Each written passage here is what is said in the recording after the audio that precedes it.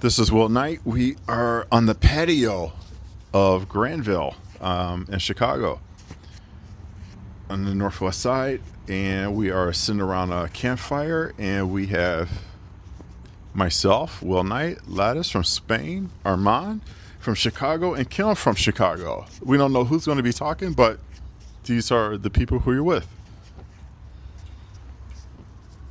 Hello, this is Armand H. from Chicago.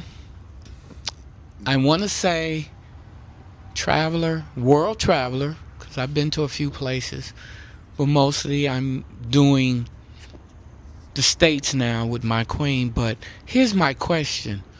You like to travel, your friends hear you traveling, they want to go, but should they be traveling with you? What questions do you ask them? Where have you been?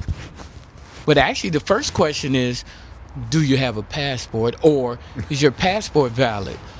Because people want to travel. Yes, they do. Some can, some cannot.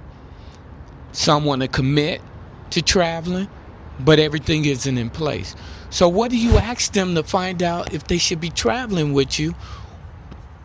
Do you need to support them, convince them to go, or are they ready to go and their bag is Okay, what would your answer be? So my answer to that would be my bags are packed. Or it's not even a bag. It's just like everything that you need you could buy in a store. All your toiletries you could buy in a store. I've been many places where you just buy all this toiletry in a store. So one, it doesn't weigh down your luggage. You have a carry-on.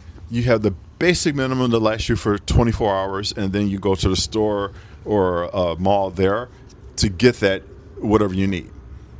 So for me, it's just like all I need is a pair of pants, shoes, socks, underwear, and t-shirt or shirt, hoodie, and I'm done. I'm gone.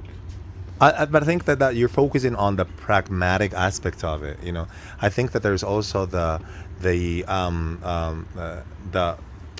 motivations, like what would make someone travel, what would make someone interested in traveling, what would make someone make that a priority. And again, I think that when you are unaware of the level of privilege that comes with an American passport, you don't know what traveling may mean for you, like how easy a lot of the doors throughout the world are going to become. You know, and don't get me wrong, some of those doors are closing. You know, some countries are applying the reciprocity principle, and they're saying, well, the U.S. is making it hard for us to get visas, then we'll make it hard for them to get our visas. But it cannot be compared. Like, once you have an American passport, there are so many things that are going to become super easy. So many tickets are going to become super cheap. So many destinations where you come in and out seamlessly.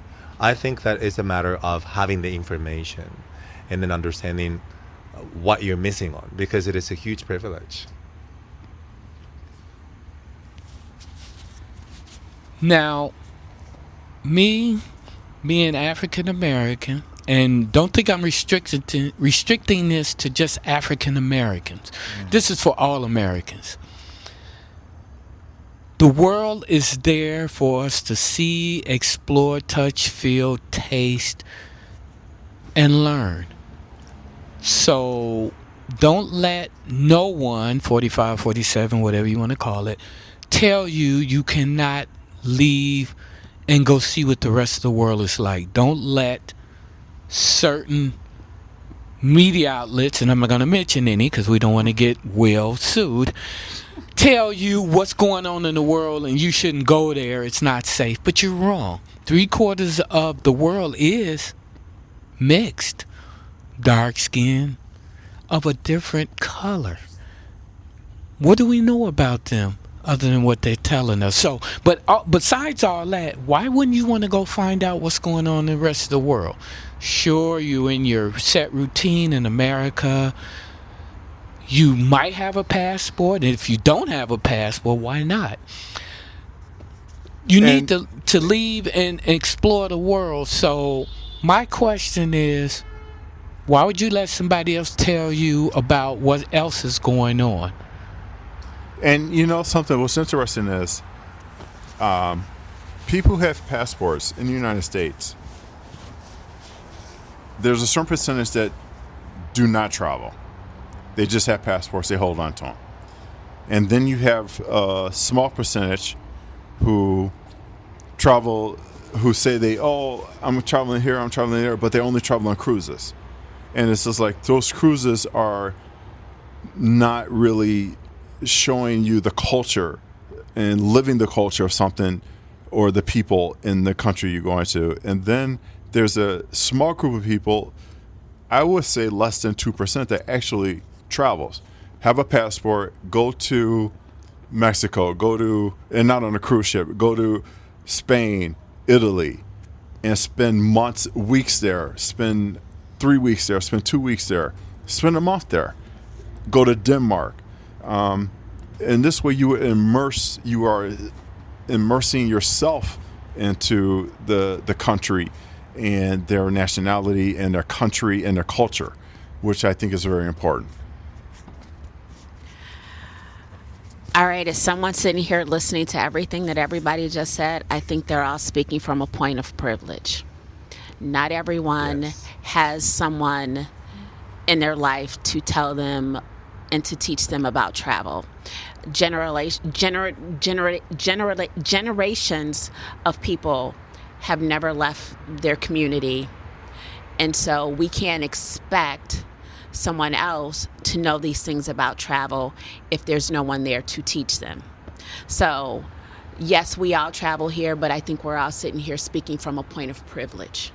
And we need to realize that there are people that don't know these things. Yes, the information is available, but if they don't know that stuff is out there, the different things to do, how are they supposed to find it? Yes, you can talk to other people too, but when you've got people that are in your life that have never done these things and say that, oh, that's not for us, how are they really truly supposed to know that really is for us? If that makes sense. Now, most Americans do travel, and from other countries they do travel. Yes, they have their set locations, Disney World, the Ozarks, Vegas, skiing in Jackson Hole. The money you spend to go to them places, you can go to Mexico, you can go to Spain, you can go to Italy, and I haven't been there yet. Yes, I've been to Europe, been to Britain, I've been to France, and we'll get to some of the other countries. I go to Mexico. I've taken cruises. I only disagree with Will about you won't learn. It's on you. You could take a cruise, and I take cruises to different islands and countries, and that gives me an opportunity on that day to see if I want to know that country, want to know those people. That gives me a little hint from that cruise to say, hey, I like St. Kitts. I want to go back there and spend a week. Or I like Madrid or Barcelona. That cruise is good for some of those things, but you'll never know until you get out there and experience it. So don't just go to them one places, yeah, it's a family thing or just something you're used to doing. Get that passport, get that passport card, get that global entry. Go meet new people like I have with Lattice here. And now I have a reason to go to Spain. Now I have a reason to go to Africa. Yes, you do. Because now I got a new brother. And you will never get those families until you meet them and go and experience. Right, but the thing too is you can't knock people for not traveling out of the country. You know, they've got to start somewhere. As a kid, my travel started within the U.S. And some people don't have these experiences as kids, so they're starting as adults. So let them start in the U.S. and find out whether or not they like the travel first, too, because some people just don't like travel. It's anxiety inducing, you know, between packing and traveling and getting to the airport and catching planes. It's not relaxing to some people. So we can't knock some people for not wanting to travel. Again, like I said, we're talking from a place of privilege. We've had those opportunities. Some people haven't. So you have to meet people where they are and let them get started. They start in the U.S., they like the travel, then they can broaden their horizons. But they can't do better or they can't do travel until they learn travel. Because I Yeah. don't even want to say they can't do better, because how are we to sit here and say that we're better because we've traveled travel. internationally, or that we travel in general versus them not traveling? That doesn't mean that we're better. It just means that we've done something different. But Yeah. I never said that we were better. I never said that we were privileged. It's a desire and a mindset to want to learn and explore. Yeah. But I do like the way that Kim is putting it, in a sense that we have to be first clear on what we travel for. And if we cannot answer that question from a personal point of view, then the traveling may not necessarily be covering any need. It might not be sorting anything. And then the level of priority that we might be giving it might just be unjustified. I think that we can probably talk about what are the benefits of traveling for people who may not have that level of privilege, right? So, for example, one day we were talking about whether, like, how many Americans were aware that if they just cross the border and decided to go to a school in Canada or Mexico, they could get the same level of education that they get here in the U.S. for half the money or 1/3 of that money. So traveling is going to open up your options because it's going to open up your knowledge. However, if you are happy with what you have here and you weren't going to go to college anyhow, then I wouldn't advise, going on an academic adventure to a different country where there are more obstacles, language, bureaucratic or administrative obstacles, etc. Again, I think that what I like about what Kim is saying is that we have to consider what place should travel have, or what role should travel play in the different types of lifestyles. And you're speaking on your experience from traveling to multiple countries. Yes. From where you're born, where you live, and Yes. your gift of translation. You've learned multiple Exactly. languages, and you've traveled to multiple countries, and you notice the only obstacles really, and I'm asking you this, that there are the ones that you put in place. Well, I think that, I love that you've mentioned my job. So in my job, and when I lecture in university in the 2 master's programs that I work for, I always say this: you can never become a good translator or a good interpreter if you've never had any significant international experience, because you are going to be translating realities. You need to be familiar with those realities. But what if you were just a lawyer?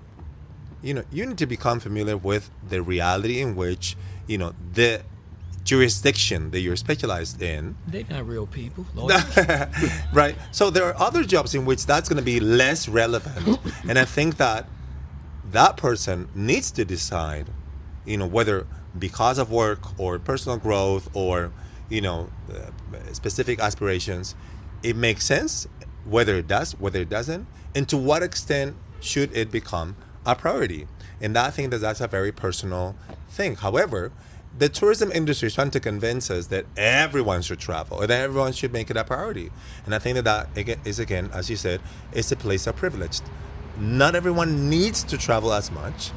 I think it's something that can be very customizable, to everyone's lifestyle. And the secret is to actually have the information, But again, more information may actually bring down some of the stereotypes that travel is very expensive, or that not everyone can do it.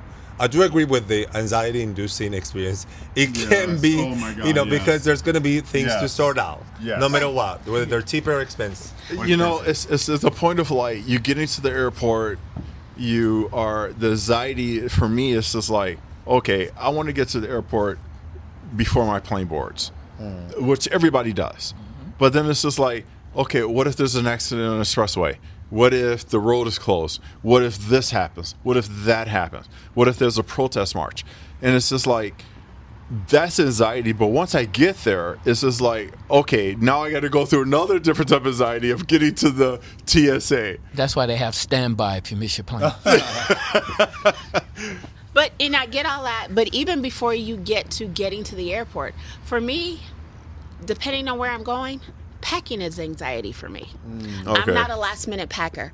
I start maybe 10 days, 2 weeks before I'm going. pack a And month ahead. I'll put stuff in the suitcase and it will constantly come out almost until the day before I leave. So, but even though that's an anxiety producing for me, it's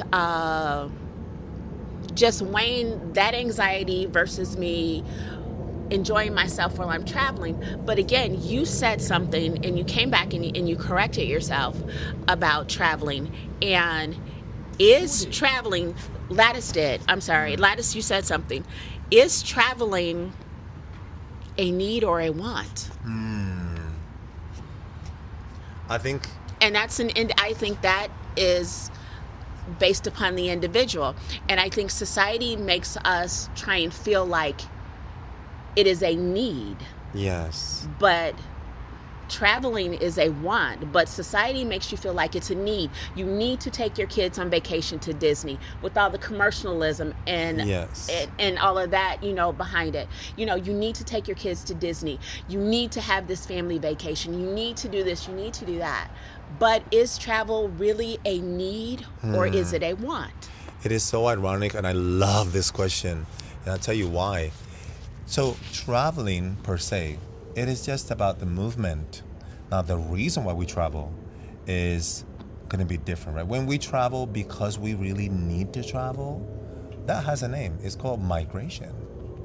The only moment in which you actually do need to travel without a question is when you are actually, trying to cover your needs by moving, by getting on the move. There is displacement there, right? However, because we live in a world in which migration is something that has happened over different generations, then you find people who actually do need to travel, and they can not only talk about a want, right? It's not just tourism. When I go back to Africa, I am trying to correct the displacement that my family was put through. So I am not doing tourism. And now it would be more difficult to answer the question, am I traveling because I want to? Can I live in Spain without necessarily going back to Africa, even though I'm of African descent? I could, and some people in my family choose to do so. Am I just traveling because I want to? I need it. So there's some blurry lines, in some examples, right? So many people who live here in the U.S. are their origin is somewhere else, and they need that. They need to make sense of who they are, and traveling in that case is going to help them do that. It can be very healing. It can be almost therapeutic to do that traveling. It's going to be more about reuniting the family. It's going to be about, visiting, keeping your family together. Besides the people who actually travel for work, because that is the nature of their job, right? It is the tourism industry that is glamorizing and romanticizing traveling as if there was only one reason to travel, which is when you want to take your kids to Euro Disney. So what's interesting is I remember someone who is Susie Orman, and she always says she's a financial person here in the United States. Mm-hmm. She was the only She's a capitalist. She was the only female that worked at an all-male investment banking, and she said, always ask yourself these three questions: do you need it? Do you want it? And you can afford it. So I'm going to close it off right here. Does anybody have anything else to say? Don't get me wrong. I'm not telling you to travel because I'm a No. I'm telling you to travel to experience life. How many of you go to that four-letter curse word I don't use anymore, work, and you might be in New York, Chicago, LA, and you talk to people in other countries because they're like your second half at the branch in another country, and you've never been in that country. You never met this person. You don't understand what they're going through, or they don't understand what you're going through, but you two got to work together. When you like to meet that person, I'm not telling you to travel to spend your money. I'm telling you to travel to broaden what you see on YouTube, and I watch a lot of that. Yeah. I'm not a YouTuber, but I watch a lot of that. But it gives me some insights to decide where I want to go next, to learn.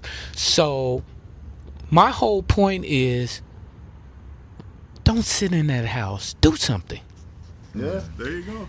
And for me, going back to what originally started this with the comments about traveling with your friends and do they have their passports, do they have this, do that, I think that we need to, if they don't have what you think they should have to travel, is we need to afford them some grace, because we don't know what their background is as far as travel, you know, what they did growing up, what their families did growing up too. We need to afford them some grace and also have conversations with them. Is this something that they're actually interested in, instead of us judging them for not having that passport or not having, Judging you at all. or not to say that you are, but some people do. But we need to afford them that grace, and then we need to have conversations, because they may not be conversations that they've ever had before. Yeah, that's true. So we're going to turn this over to Lattice, and he's going to close us out with his 5 different languages. So this is Say good night in 5 different languages. exactly. So this is Will Knight. This is All About Nothing podcast, and I am on my patio in Chicago in this beautiful, I don't think summer, but clear sky weather. And we may or may not have had too much to drink. We had some bourbon, we had some wine, we had some tequila, we had some other options out there.